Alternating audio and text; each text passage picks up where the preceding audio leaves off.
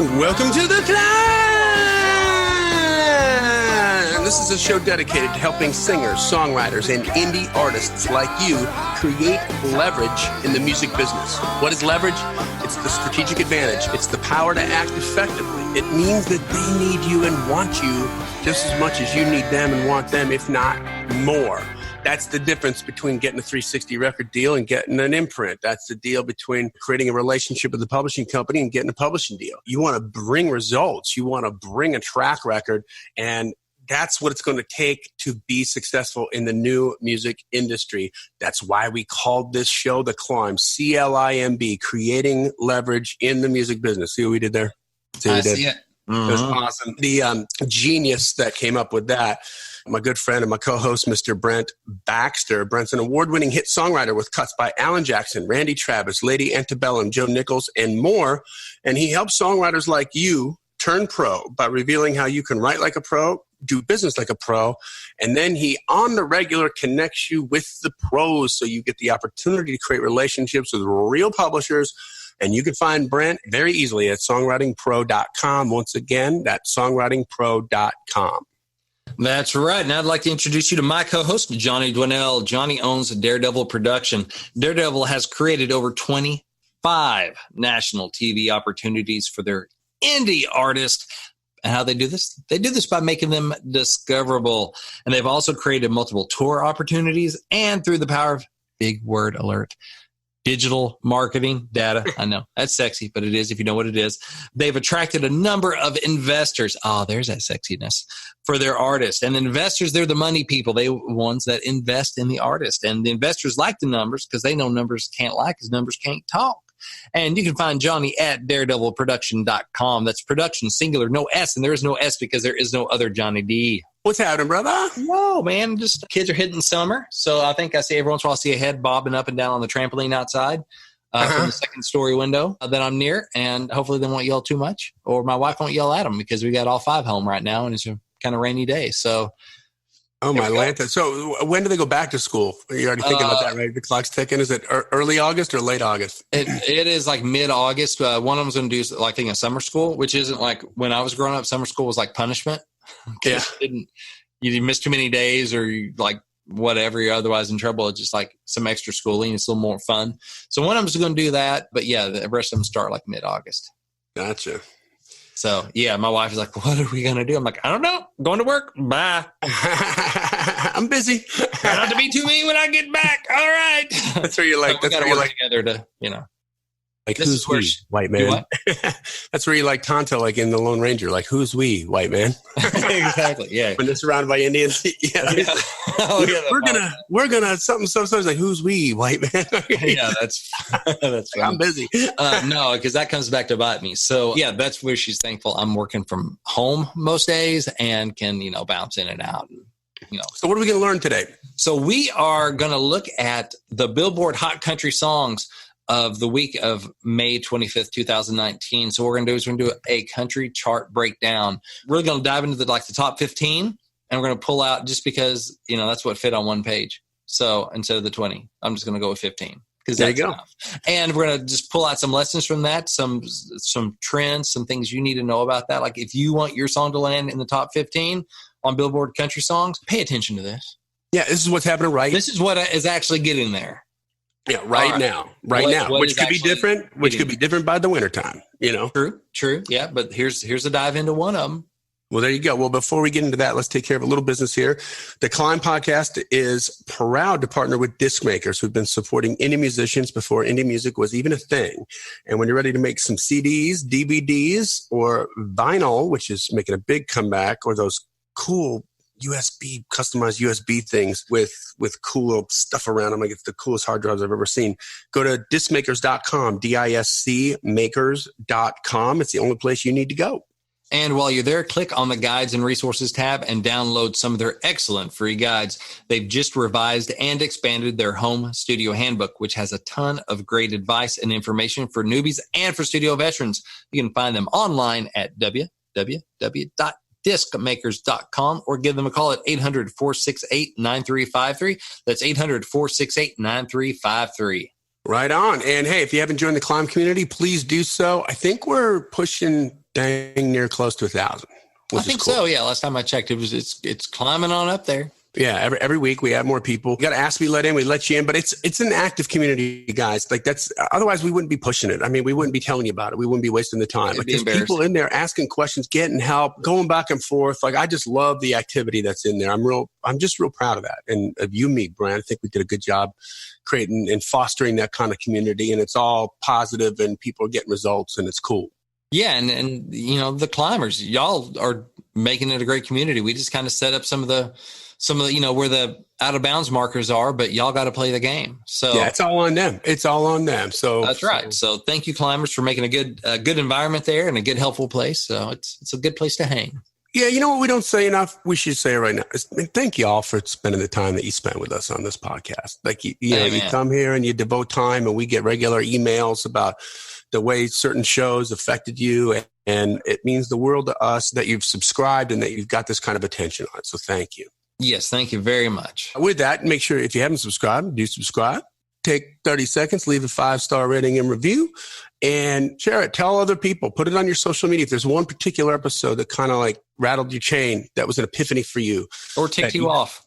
Yeah, you could, hey, we'll read even the bad stuff on the air. Don't worry. We're not. That's right. We're blessed to have most of the good stuff, but we drink our haterade. Yeah, well, we do that.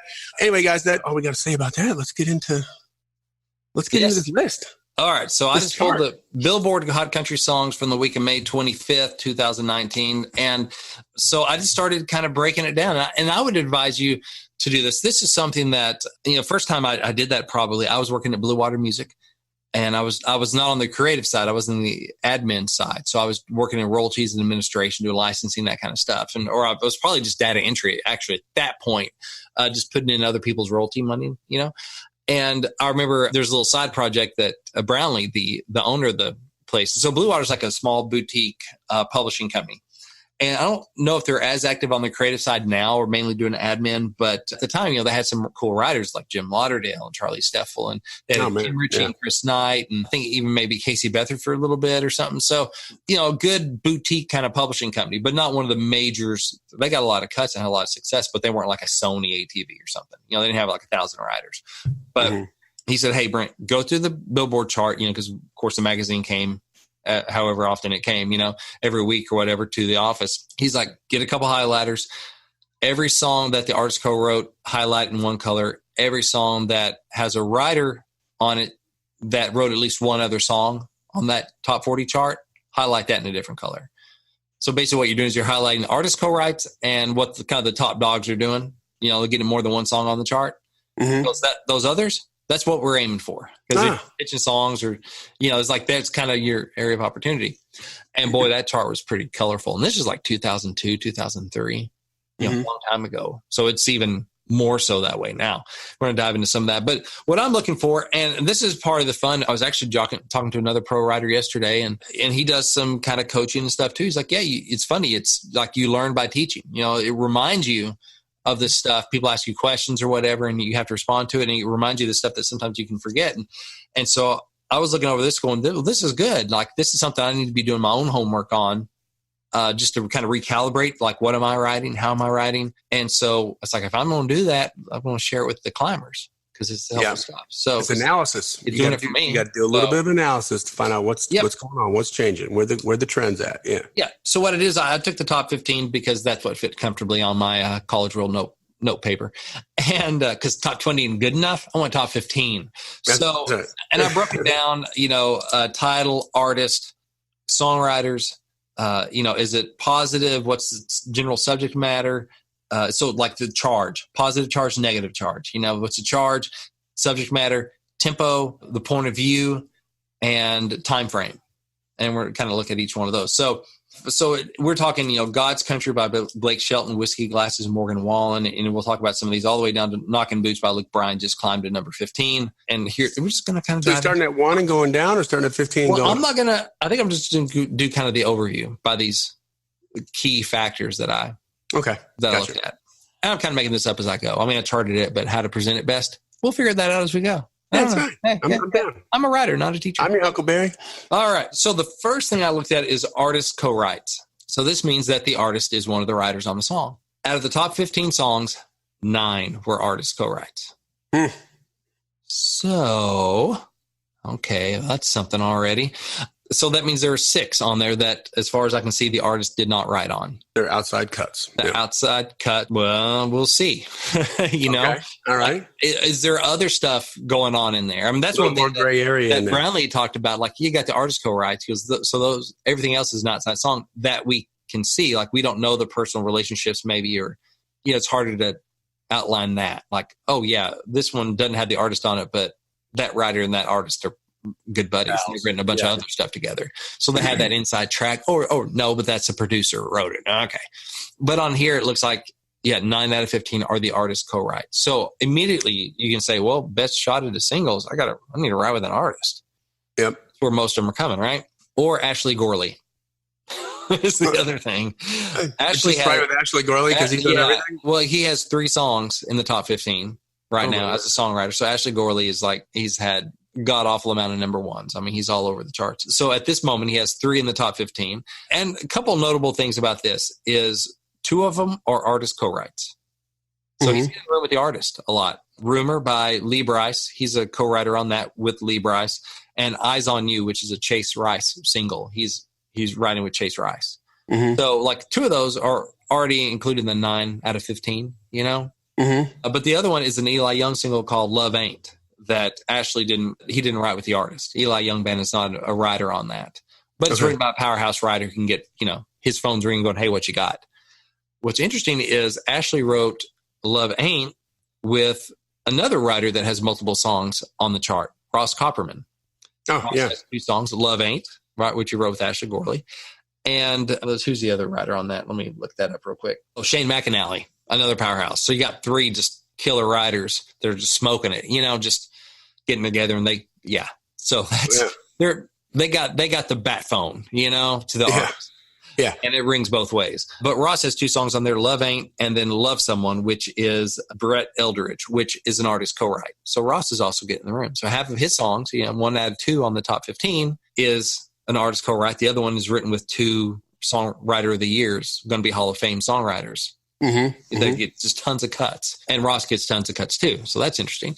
Then there's another guy that's a little bit newer to the scene that maybe didn't have all the name recognition yet, but he's killing it. Is Michael Hardy, has 2 songs in the top 15. Oh wow! God's Country by Blake Shelton and Talk You Out of It by Florida Georgia Line. Not a bad place to be, those 2 artists. And neither of those are artist co-writes. I know Hardy is in that Tree Vibes camp, I think, with Florida Georgia Line. He writes stuff with like Morgan Wallen, who's also an artist in the top 15. So he's doing the artist co-write thing. Group, right? Do what? Isn't Chase Rice in that group too? Is it the same Chase I'm thinking of? Didn't he co-write Cruise? Yeah, I think Chase might be on that. I'm not sure. But yeah, I think Chase is in that world. That's the cat that was he was on Survivor? Yeah. Yeah. It's that Chase Rice. Yeah. So Hardy, he's on a bunch of stuff right now. Yeah, he's got 2 out of 15. So you say 9 out of 15 are artist co-writes, and then you got 1, 2, 3 other songs are written by a writer that have at least 2 songs on the charts. So that's up to 11. Now we got 4 spots left. Yeah, that are like, okay, these writers only have the 1 song on the chart, and they didn't write it with the artist.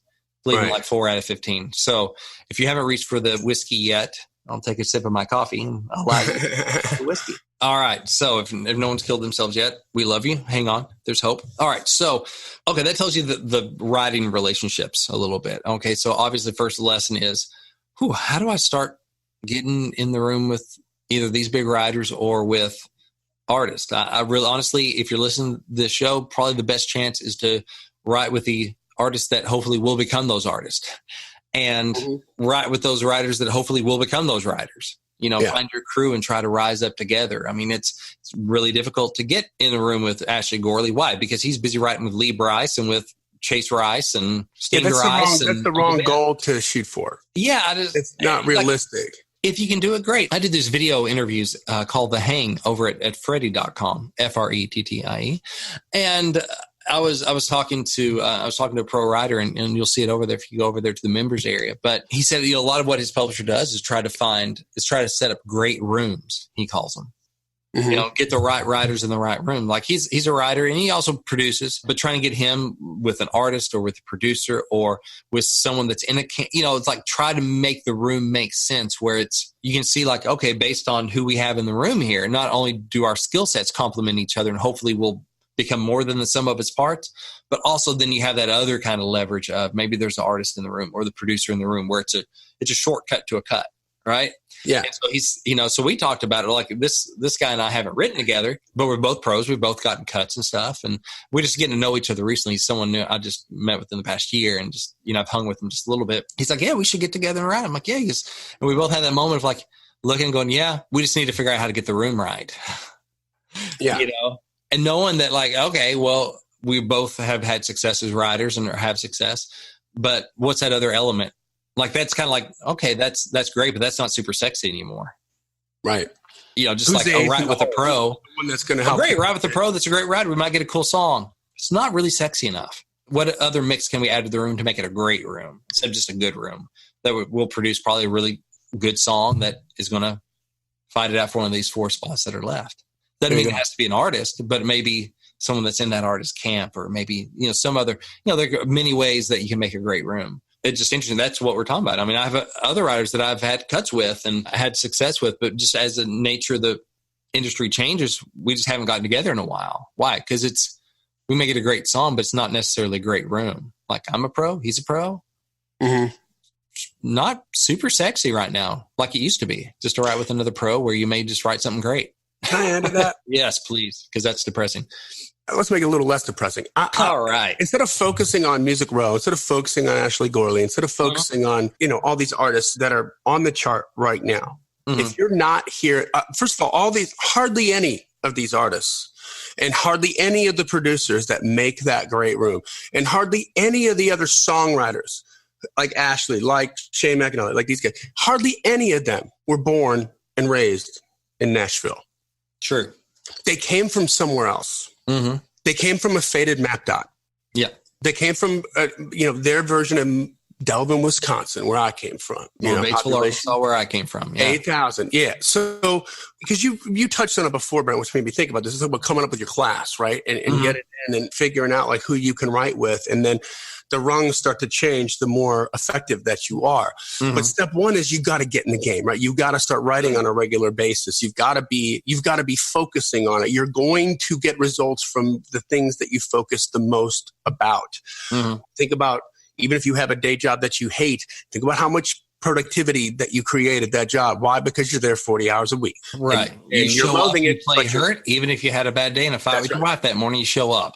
That's right. You show up. That's what a professional does. And I can tell you, like, just from Delvin, Wisconsin, like, there's Elkhorn, there's these little towns that, were in like my high school sports league, right? Mm-hmm. Like these are the towns that we played against. They all had musicians in them. And I knew them all because I was on the scene, right? And some of them I've been in bands with before. And I figured out that guy's a good writer. I like writing with him. And that guy, I don't like writing with him. And this is in high school. Right? In high school, man, this is like small potato stuff, but you know what? Like that, my band came out of that. At one point with a former singer, we had like a little bit of interest from Geffen Record when we were a little harder core metal. And then, the story with us going down with Allman Brothers, but we come up, right? Because why? These are the people that are also putting the time and effort into it in your small town. Those are the people that are going to maybe end up being the Ashley Gorley that moves to Nashville because they're like, you know what? I need to step it up now. But you're going to find your artists that want to play in the sandbox. You're going to find other writers that want to play in the sandbox. They are there in your small town. The world is a small town because of the online stuff. I mean, you can go into groups like Freddie, where tonight we're having a co-writer cafe. It's an online Zoom meeting where if you're a Freddie subscriber, you can hop on, get FaceTime with other Freddie members that are looking for co-writers, and we'll break up into breakout rooms for like 10 minutes each, like you and maybe 2 other writers. You can do that on Zoom? That's really breakout rooms. Yeah, we're gonna play. I'll have some ideas. And so everyone comes in, however many Freddie subscribers want to show up and meet co-writers. We all come in. I talk a little bit about co-writing. And then I'm like, all right, going to break y'all up, and hit the random breakout room generator thing and pops them out into groups of whatever I decide, like 2 or 3 people. And they just chat and hang out like privately for 10 minutes. If they dig each other, they can share contact info or just talk about, hey, what kind of stuff you write? I write this stuff. Where are you at? I'm at this stuff. Blah, blah. It's like speed dating for songwriting. Exactly. Except you're not actually writing. You just get to know each other. And then I bring them all back in. We shuffle the deck and send them out again with a different crew. And so you might meet and get to hang out with like 10 different people or whatever during that hour. And some people came back in going, hey, we started something. I'm like, you were just there for like 10 minutes. Like, yeah, we're fired up, And it's a way to meet people. And so in this world, they don't have to be down the street or the next town over. And they don't have to be on Music Row. Like, for you to get in the game and to start flexing that muscle and just start, to start making mistakes, right? Because that's how you get better. Just start going and not even worrying about the mistakes and just write. And then you grow. You can't help but grow if you put time into it. So. Yeah. But, in the back of your mind, keep in mind that, okay, this is the kind of the nature of the beast. So keep your eye out for that artist. That could be that artist, or that writer could be that writer. And hopefully you'll be that writer too. There's something to learn from that local artist. Okay. Writing with them, a good experience that you can have with them, a horrible experience that you can have with them. There's a lesson for you to learn that's going to prepare you for when you get the at-bat with the bigger artist. With someone who's maybe a little bit closer to making it happen. You're going to be like, okay, you know what? I'm not going to wear that orange hat because I know that reminds this guy who's an outlaw of prison. And I know better because I had this experience. You know what I mean? Like you got to... Or be like, oh, wow, I've learned that this singer, they think about what their fans will like. So therefore, I need to think about what their fans will like. If I bring that, then I bring what they will like. There you go. That kind of stuff that comes from experience. If you write with and how to deal with them and how to deal with like an artist mentality. Yeah. I mean, there's psychology that goes in there. So guys, I'm just saying it's worth every minute that you spend just getting out there and doing it. You're going to learn. You're going to grow. All these people, Michael Hardy wasn't on the chart, a couple of years ago. Yep. I know of. I don't even know who he is. Exactly. Yeah. He's still fairly new, but he's killing it. Ashley Gorley wasn't always on the charts. Ross Copperman wasn't always on the charts. Yeah. They broke in. Yeah. Okay. At one point they came from like, let's look at where I think Ashley Gorley came from Kentucky or something and was fresh off the truck and was like, I don't know anybody. He didn't wake up one day and said, you know what? I could be a policeman or an astronaut or I'm going to do songwriter. So let's move to Nashville. No, he started writing songs, whatever town he was from. And DJing and doing that whole thing. And, yeah. And he didn't just like, one day I think I'm just going to get in the room with Lee Brice. Yeah. No, he worked his way there by writing great songs. But we broke a lot of other stuff down too, or I did. So let's dive into that because time's already ticking. Positive love, right? If you get those tip sheets that say what the artists are looking for, a lot of it positive, up-tempo, love. Well, positive love songs, 10 out of 15. Now, there's some caveats to this, which is interesting because I'm like, I would have thought more songs would be positive love. Positive lost love is another category. 3 out of 15. So now we're up to 13 out of 15. And then positive life songs are 2 out of 15. So you got, and by positive love song, that's just like, hey, I love you, girl, or I love that girl. Positive. It's good. Right. Positive lost love, the examples of that on this chart in the top 15 are Whiskey Glasses, Morgan Wallen, which is a heartbreak song. Like, I need to drink and get drunk to get over her. If I want I need to look at the world through whiskey glasses. I need to look at the world through whiskey glasses. So it's a heartbreak drinking song, but it feels so good that you feel good when you're listening, Yeah. So it's not a crying in my beer song. It's a party in my beer song. It's a different thing. Like, it's heartache, but with a beat and it feels good. It's heartache with a beat and a tempo, and it feels good. It feels good. Like, he's hurting, but it feels so good. Hurts so good, right? Yeah. Like Johnny Cougar said, hurts so good. It hurts so good. Right. And so that's an important thing to think. Okay, so another one is Beer Never Broke My Heart, Luke Combs. Yeah. I might have heard of him. Long neck, ice cold beer never broke my heart. Right.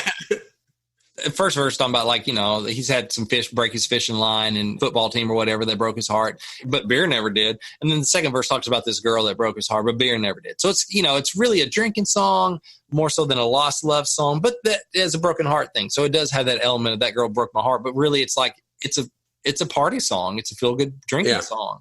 So you can't call it a positive love song. It's a positive beer song. So we got 2 positive beer songs, all right? 2 positive drinking songs. That's right. So they feel good. And then the other one is Kelsey Ballerini, I Miss Me More. Mm-hmm. And so it's like, I left you, but I'm empowered. Like, oh, I thought I'd miss you. I miss me more. So there's a positive lost love it's song. the positive lost love song. Like, I'm not sad about this. I'm empowered. I'm moving on. I'm better because we broke up. And then the 2 positive life songs are God's Country, Blake Shelton. Mm-hmm.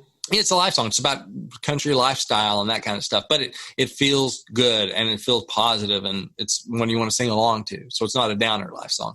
And then Girl by Maren Morris. It's empowering. It's inspiring to, girl, keep your head up kind of thing. So it's coming from a dark place, but it's looking to the light. So all these songs, all 15, no downers.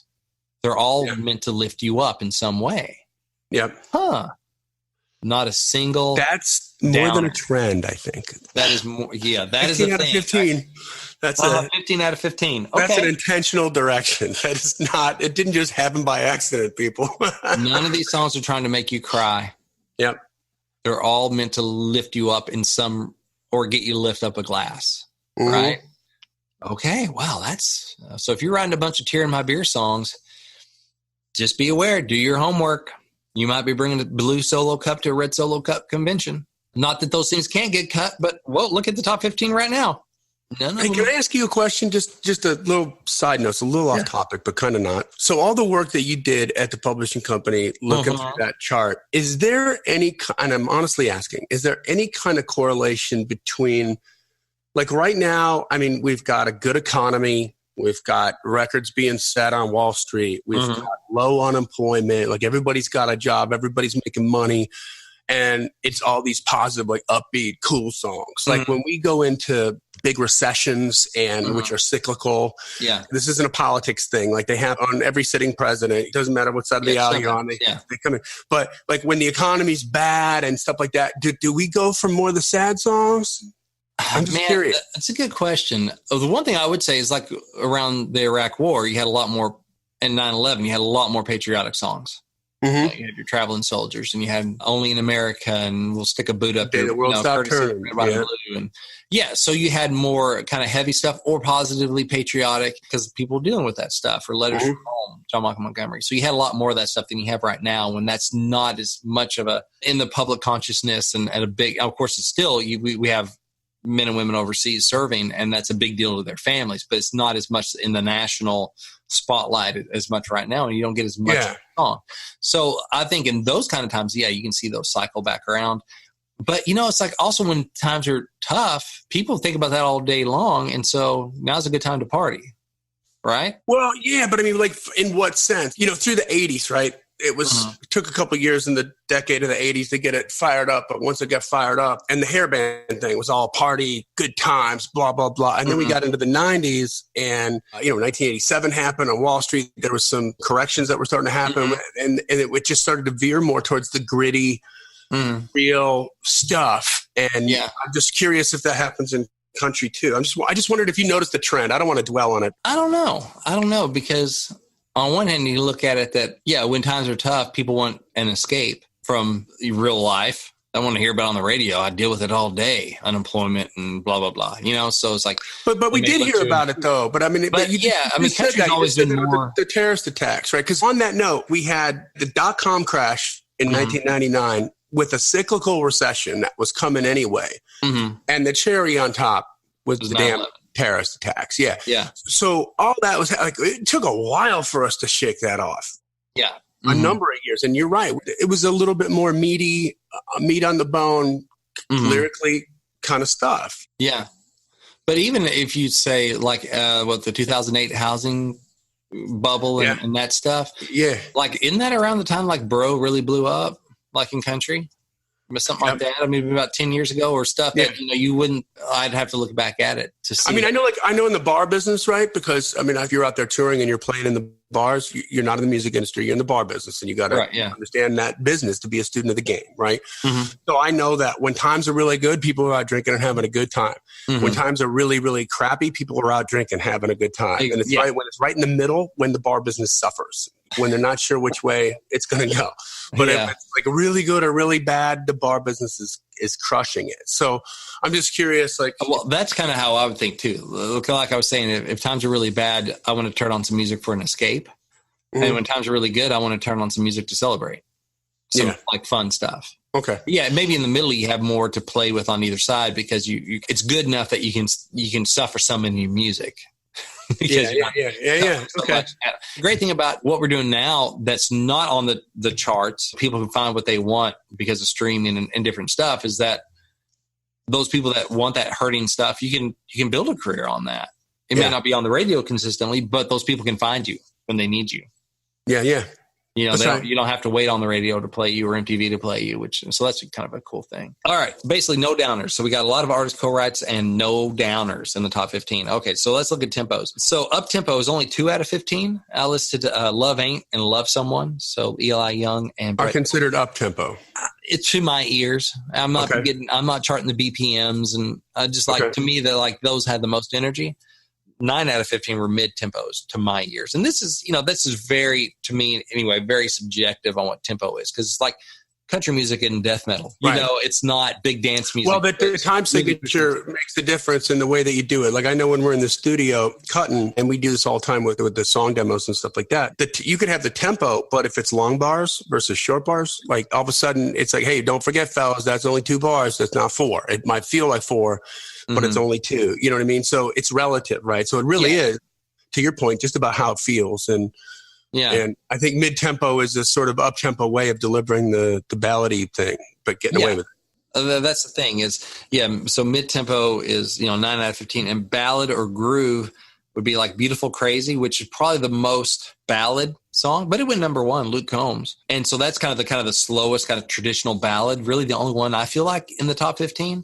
The other stuff is more like groove. You have Speechless, Dan and Shay, but that's like a big romantic ballad, soaring melody and that kind of thing. So that's slower as well. Then you have like good. So Luke Combs got 2 in the top 15 right now? Yeah, 2 in the top 5 at the moment. Son of a gun. Beer Never Broke My Heart at number 3 and Beautiful Crazy at number 4. It's a vulgar display of power. That is a vulgar display of beard. So you have Beautiful Crazy and Speechless. And then the other 2 are Kane Brown and Florida Georgia Line with Good As You and Talk You Out of It, which are like R&B groove. Mm-hmm. It's like, well, yeah, it's ballad, but man, it just grooves, Like, so even those 2 out of 4, Talk You Out of It talks about a Luther Vandross song. It's an R&B thing, and Good As You is definitely an R&B. The furniture and the lyrics is R&B, even with the groove. Like the vibe and groove is. Yeah, so it's like, all right. I mean, is that a ballad? I guess. It's not a mid-tempo, toe-tapping, slow dance song. I guess I would look at it. You'd be slow dancing. Yeah. But it grooves. It doesn't just like sit there. Yeah. Yeah. And Talk You Out of It's like, I mean, the lyrics on that are real sexy. Yeah. Like the dress. I love that dress, but I want to talk you out of it. I can't believe I'm talking you into it. Now I want to talk you out of it. Yeah. Yeah, they're make-out songs, And so everything pushes the tempo. So if you're writing a ton of ballads, like sincere like ballads, not even like big power ballads, boy, you're aiming at a small window of opportunity. And, I mean, not for nothing, but just the way that you talked about the previous song title challenge, you talked about going through and doing the song title challenge on some of your oldest titles and how you're getting like breathing new life into these songs. You're like, I hadn't thought about it that way. Yeah, but you've had that title forever. Now. It got a little stale. It was dead to you. I think it was the term that you used. Yeah, and now it's like exciting. Well, man, you can take your like if you're one of those writers, it's always writing from the heart, but everything's like slow and blah blah blah. Man, what if you just stepped it up a little bit, put a little beat on that, and rethink it, right? And then what happens? Like it could be you step away from it a little bit to get that kind of the emotional distance and go, what if I just groove this out? Put 4 on the floor on this. But here's a real good example. Like if you're having a hard time getting your head around what we're talking about, go listen to Natalie Imbruglia's big hit, which is Torn. And then listen to the songwriter's original version. The songwriter's original version is the singer-songwriter, flesh from bone. I don't think I'm torn. I'm all out of faith. This is how I feel. And it's just like, she makes you weep, right? Like you're like, oh my Lord, it's good. But it's slow, dark, brooding. Like it's dark. And then this producer just, and just puts a beat to it, man. And it becomes and you see, so you could have some, I just think as a songwriter, don't get in your own way. You know what? At the very, it's a creative, fun little exercise. You've got to tell anybody anything. Just go see what happens and see how it makes you feel after you listen to it 100 times. Let's put it this way. Cry when you write, dance when you produce. Right? There you go. So feel free to cry. I know, I just came up. Oh, that's good. Hold on, I'm writing that down. That's a T-shirt. So yeah, you can feel those emotions and go there and, write as a ballad to get that out and get that depth and that heart in there. But then it's like when it's time to start, producing, or really before you do that, then you step away and go, now it's time to make a record. Even if it's the demo or just your songwriter version of it, now it's time to dance. What kind of beat can we put to this? And hopefully you end up with the best of both worlds. Johnny was literally writing that down. I saw your pencil move. I totally wrote it down. I think I might just make that into it's definitely going on my social media. For sure. I was looking for something profound, and that was it. Word man. Good job. Oh, thank you. I'm writing it down too. All right. So that's the deal. Yeah. Tempo, push your tempo. You don't want to break it. A song like I Drive Your Truck, if they try to make that a dance number, it would have broken it. That's right. Like the emotion and stuff, it would have. So you got to be aware of that, but you also you play with it and just realize. But that's it. Play with it. That's my thing. Just play with it. Just go try it faster. Try a couple different things. See what happens and just go down that road. And you can always go back. Yeah. You'll always have your original version. We don't tape over things these days. Yeah. So as a producer, I worked with this great singer from Canada named Haley, and she came down with a song, and I needed a little bit of heavy lifting on it, just structure wise. Like it was a little atonal, right? It was a beautiful song, a beautiful lyric, a beautiful melody, but just structure wise, it was just a little fatiguing, right? Because it was always on this one note kind of a thing that she was coming to. So she sent me the work tape, and then we did the heavy lifting, and she played in the sandbox with me. She just went down that road with me because she trusted me. God bless her.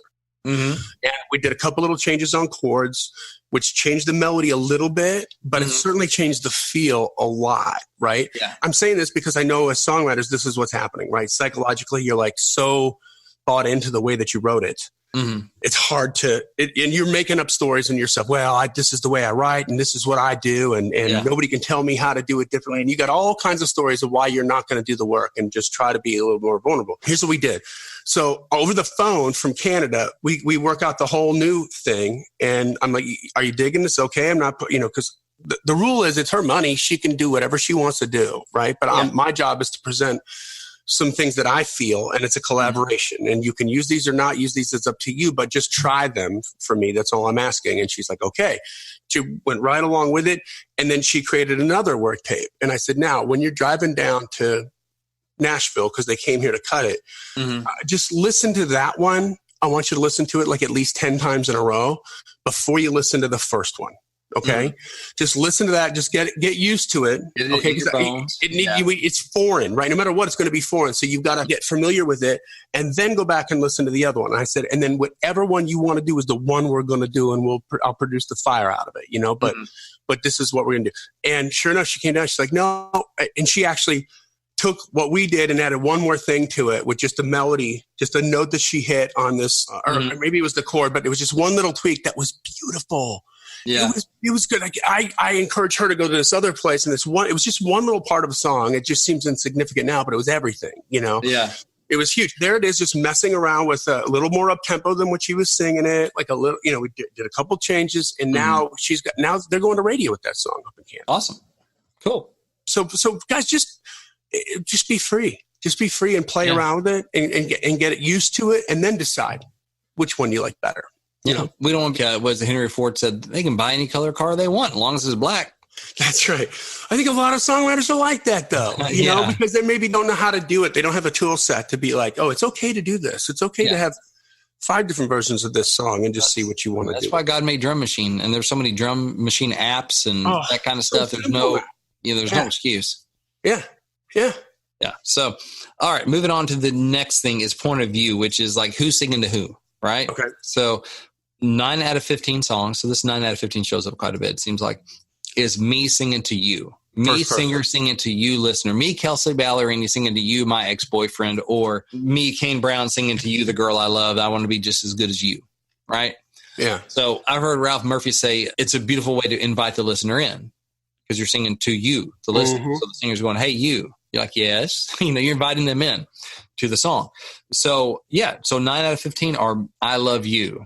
I thought I'd miss you, but I miss me more. So it's me and you stuff. First person. Yeah. First person. Right. So 3 out of 15 is me singing about her. And these are actually me singing about her because it's mostly guys. And actually, that's something I forgot to chart. I need a chart. But so whiskey glasses, because she's probably making out on the couch right now with someone new, singing about the girl. Beautiful Crazy is she's beautiful, crazy. And then Look What God Gave Her, Thomas Rhett. Look What God Gave Her. So you got 3, and 2 of those are positive songs, which I was a little surprised by. I guess if you're like, Look What God Gave You, that would be weird. So that has to be her, right? Look what God gave you, girl.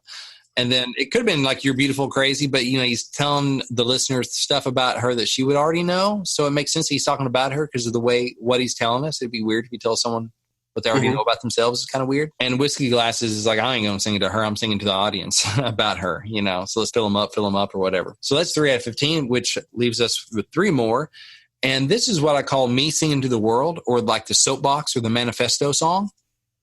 So the singer's just singing. It's like an open letter to anybody, not to someone in particular. And really kind of Whiskey Glasses is kind of that way too. So you could kind of go 4 out of 15. Or even Beautiful Crazy. I mean, really, those songs are... Anyway, you got God's Country, which is just like Blake giving a manifesto about... That's why they call it God's Country. That's what's great about this country. Whatever. And Beer Never Broke My Heart is just singing to whoever's listening. And then Girl is to a female audience, but it's to any girl that needs it. Yeah, not a particular... you're not singing to a particular person. So really, all the ones that aren't directly me, you are kind of soapbox. But usually I think of soapbox being more like, this is my thoughts on life. This is my manifesto. This is what's important to me, or this is who I am as an artist. Guys like me do things like this. Right. People like us are from places like this. And like a lifestyle, like a way of thinking, like a way of acting. It's really good for branding. God's Country. Yeah, it's branding. Blake's like, when I die, put me 6 feet down in God's country. Who's he singing to? He's not actually singing to the people that are going to bury him. He's singing just to the world. You're standing on a soapbox on a busy corner, just yelling out what you believe and what's important to you. Yeah. Beer never broke my heart. Or girl, don't you let your head hang low. Don't you lose your halo. Come on, girl. You're standing with the sign on the soapbox on the corner going, girl. Yeah, those are one-to-many songs. It's like one-to-many. It's one to the world. It's an open letter. It's a soapbox. And so that's interesting. Like it's mostly me, you. Especially, and most of those me, you are all positive love songs. Because remember, we don't have a downer in the bunch. That's right. So even if you're talking about the girl, most of the time it's positive. It may not be positive about the girl, but in the case of Whiskey Glasses, but it still makes you feel so good. So we're all like, yeah, she's terrible. Take a drink. Woo! Yeah. And then you have just talking to the world about stuff that you believe about what God's country is and how great beer is, and girl, be empowered. Yeah. No, it's your manifesto. And then the last thing is time frame, which is this one of those 3-act plays that takes place over, here's a story from my childhood, chorus. Here's a story from my teenage years, chorus. Here's a story about me now, chorus. Or it's all forward focus, or this is all past tense or whatever. 15 out of 15. All these songs are like in the moment. Right now. Meaning there's an immediacy. It's right now. So you're like God's country. Say that one more time. Say that number one more time. 15 out of 15 of the top 15 on Billboard's Hot Country Songs are in the moment. Meaning there's an immediate happening right now. Did you catch that? Did everybody hear that? Yes. So it's not, like Beer Never Broke My Heart. He's talking about, I've had some fish break my line, and I've had some football teams break my heart. So that's, stuff that happened in his past, but he's telling you, the listener, right now. Yeah. It's not like I was 15 and there was I was sitting on the river, bank, and the fish broke, the line, and it broke my heart. But beer never did. No, it's like, here's a snapshot, and I've had this. It's conversational. It's like you're having a conversation with him at a bar right now. Yeah. If you're at a party and he's like, what you drinking? I got whiskey. What do you got? Beer. Why? Beer never broke my heart. Yeah. I've had fish break my line, and that girl from South Carolina, and blah, blah, blah, but beer never broke. It's just, it's super conversational. Beautiful Crazy. He's telling you about this girl. Man, she does this and she does that, and she's this way and she's beautiful crazy. And good as you, Kenny Brown talking to the girl right now. You're this way and you're that way. I'm never going to be as good as you or whatever. And even Eyes on You that Chase Rice sing is like, remember that time we went down to the beach and blah, blah, blah, blah, blah. And that it could have been, we might as well stay in the room, because everywhere we go, everything we do, no matter what it is, girl, I got my eyes on you. Mm-hmm. The verse is a little more past tense, like, hey, remember this? But then that chorus brings it present, like no matter where we go, no matter what we do, Yeah. Whatever. I got my eyes on you. Yeah. Boom. So that's very much like I've been to the Grand Canyon. I never saw it. Yeah. Why? Because I was looking at you. I was looking at you. Yeah. That kind of a vibe. Yeah. Exactly. And so it's very, it's conversational. It's very conversational. Love ain't is like you're going through this and you're sad about it, but whatever. Love ain't you stand on the corner in your new dress all alone. Love ain't whatever because he ain't picking up his phone. Come on, I'll show you what love is. Because he can only show you what love ain't. It's very much in the moment, right? Rumor is like him talking to the girl right now. Yeah. And so present tense is, it's what's going on right now, huh? Those are the solo cups that they're selling. A 15 out of 15, no room for another point of view at this particular time in the marketplace. That could change. I'm not saying you can't get one cut, and not that it won't change, but man, right now it's right now. Yeah. And so let's do a quick on the fly count up here. So I'm going to count the male artist versus female artist. So real quick before you do that though, we were talking about just taking some of your sappy, slow ballads and turning them into just playing with them, trying to do them up tempo. Man, go through, and I'll tell you this, just as songwriters, because I deal with it all the time. I'll bet you, first of all, you got a lot of mixed tenses going on where you're in the past and then you're in the future and then you're in the now. And it's like kind of all over the place because you haven't paid attention to that. But even if you have paid attention to that, go back and relook at some of the lyrics that you wrote and make them all present tense. What happens? Like you got nothing to lose, just to play around with it, see if it feels better, right? Yeah. Like what a great little interesting exercise. It may not work on all of the songs, but you won't know until you try it, until you put some effort into it and think about it, and then you never know where it's going to go. So do that. I think it's a good thing. Go ahead. Yeah. So then I just did a quick check of male artist versus female artist, and 13 out of 15 artists are male, and 2 out of 15. I was going to say Kelsey and Kelsey and Marin. Yeah. Yeah. And just kind of looking at the songs, because some songs can be gender neutral. Like you could write them and go, a guy could sing this or a girl could sing this. God's Country, it's very kind of testosterone. So it would be a rare Gretchen Wilson kind of artist who could cut that female. Right. Maybe kind of Miranda, but it's definitely a male vibe. Whiskey Glasses, how about her? It could be him. You could change that. Maybe it could be like a really redneck kind of girl thing. Beer Never Broke My Heart. Second verse is all about a girl. Beautiful Crazy is all about a girl. Good As You. Possibly I'd have to listen to it again. He was one of the writers on it. The artist was Kane.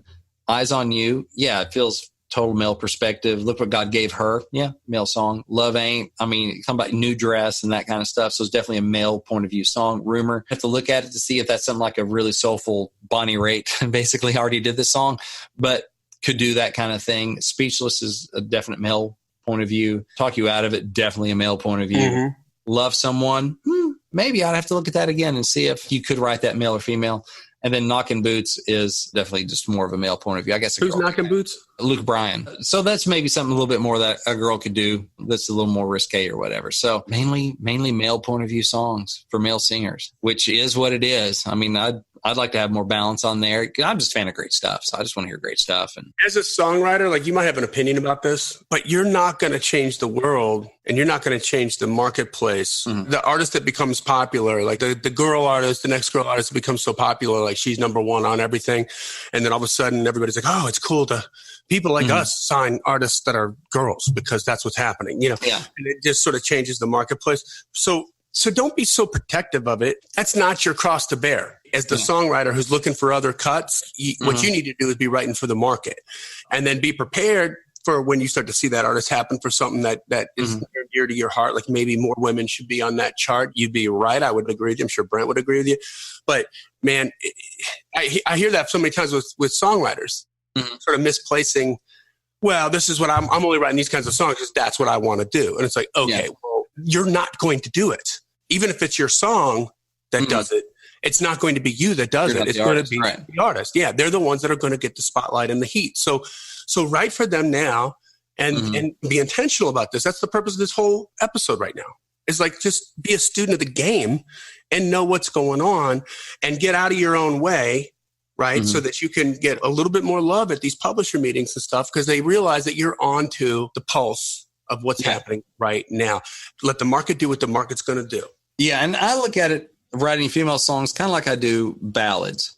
The bar is just a lot higher because like Kelsey and Marin wrote their own songs, and maybe it's partly a vicious cycle because now they have to write their own singles because most writers in a room aren't just writing a bunch of female songs because they're like, no one, there aren't many cuts to be I had. think about it like and so that. therefore it's kind of a self-fulfilling prophecy or vicious cycle that, well, they have to write their own stuff. But Marin's a writer. I mean, and Kelsey's a writer. I mean, so there are other songs out there, but I kind of look at it like I do a ballad. It just has to be that much more special to go, well, let's devote a day to this, and to, especially to like demo, because there just aren't that many plays. There, if you look on the, the pitch sheet, it's still male dominated, but there are a lot more females. They're just not in the top 15.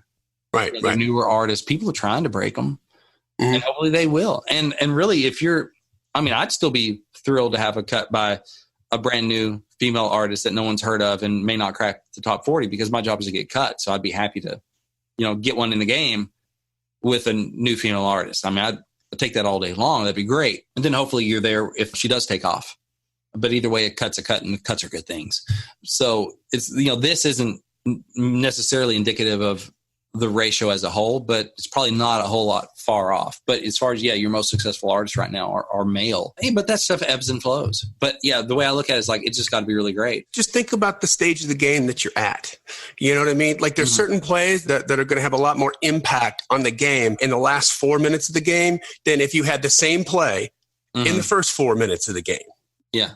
Like you got to save them. All I'm saying is just be pragmatic about it. Be practical, right? Right now, if you write a first person, male, uplifting, up-tempo song, you're targeting 95% of the top 15, right? Yeah. So it's a much, much wider net. Do that to get in the game. And then go chase that windmill when you start getting some relationships with other people, and you all of a sudden you meet at a party and there's Kelsey Ballerini. You're like, you know what? I got a song for you that's like for women and it's going to be awesome. And, then you can change the game, but don't let some sort of false pretense or whatever be your excuse to not succeed. Just get in, get in there. I've heard Jessie Alexander, and she's, successful female writer. She's a great artist as well, but she goes in, she just assumes she's writing a male song each day. Okay, I'm a guy today. I'm a guy, because that's where I Drive Your Truck came from. She's one of the writers on that, I Drive Your Truck. And she has a lot of great cuts, Tim McGraw cuts and other stuff. She's just a great writer, and she can write great female songs, but she can also write great male songs. And there's just more chance of success. I mean, she knows that. She's getting cuts. And I'm not saying that's all you should do. And Johnny's not saying that either. It's just, to me, the bar is a little bit higher. Just for one thing, I'm not a female, so I don't have as many of those point of view. It's not my natural point of view, obviously. So the room kind of has to be right, and the idea has to be right. And something that's like, okay, this is strong. This is really cool. This can open some doors and move things forward. If we nail this song. So yeah, and that's just it. Like, just get in. Just wear the same suit, wear the same outfit, be on the same team, do what you got to do just to start making some relationships, and then you can start digging in a little bit more, and you'll have some leverage. But right now, you need to get in, and the best way to get in is to cast the biggest net. We've talked about that with recording demos. Like, sometimes just changing the feel a little bit, or changing the phrasing on that vocal where it sits in the pocket. I can go two different ways here. All of a sudden that just gets another opportunity, another look at it. And that's what we're just intentional about it with the numbers and the understanding, like math, knock, knock, knock. That's math. Yeah. And play the math. And I would say too, like, you're going to be better off if you come in the door writing amazing female songs and proving that you can also write good male songs, versus just coming in writing amazing female songs. Like, showing that you can do male songs. Like, okay, I can dribble with my left hand too. I got another skill set. I'm not just this one thing.